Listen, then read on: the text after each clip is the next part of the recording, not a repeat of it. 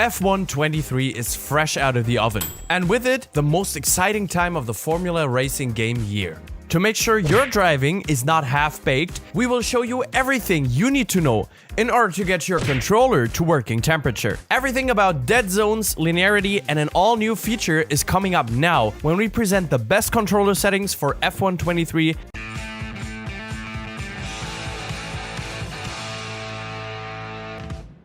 And with that, welcome back to Overtake. The most used wheel in the world is the joystick. That was a wise joke from Ors Truly Champion Joe last year, and he was right. If you are an enjoyer of F1 gamepad action, then you should head into the options menu right now to see if you may have one or two settings wrong. Starting off with the Overtake ERS mode and how to activate it. You can find this in the generic controls menu. ERS is what you may know as the small battery on the bottom of the HUD that gives you that extra bit of room. There are two options here, and one is clearly better than the other in my opinion. Standardly, this is set to toggle, which means you have to adjust your hand position twice in order to turn it on and off again. Not only can this cause issues, but if you forget to turn it off, you will use too much energy and be slower in the following laps. Therefore, putting this on hold is the way to go. As the name says, you just press the assigned button until you are out of your desired ERS situation, and then you let it go. Small improvement that may do a lot for you. Next up, we will head into the calibration menu. It is here where the magic happens. Go to a controller scheme and choose Edit. Then go into Set Calibration menu and calibrate away using the button test feature. Here you can pseudo press your triggers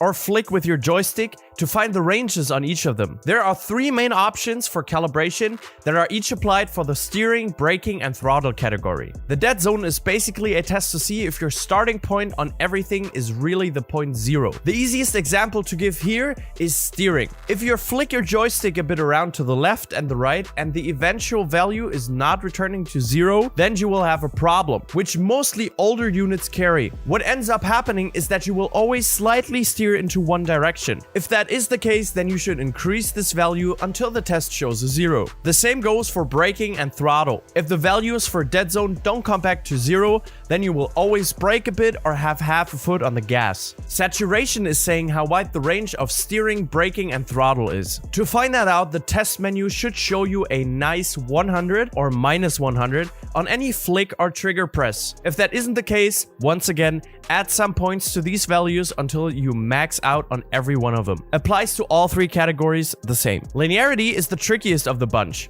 This setting is more about feeling than anything else, because linearity describes how much the steering wheel, for example, turns in the game compared to your input on the controller. Meaning, an increased value here will give you some sort of resistance in game to make it harder to turn or brake or throttle. I would advise you to set the steering amount to something between 0 and 25 and the throttle and braking to around 50-ish. This is a great way to gain a bit of the feeling back you may be lacking from being on gamepad. It's also super nice for lower speed corners, which you will have a few problems with navigating otherwise. Something they added this year is the steering rate option, which is similar to linearity, I would say. Steering rate tells you the ratio between the turn of the wheel and the wheels. A higher value here means that you will have to turn in more in order to actually turn in. Honestly, it felt pretty weird to play around with this value, so either leave it at 100% or at 10% to harmonize with the linearity. Lastly, I want to give you guys an important instruction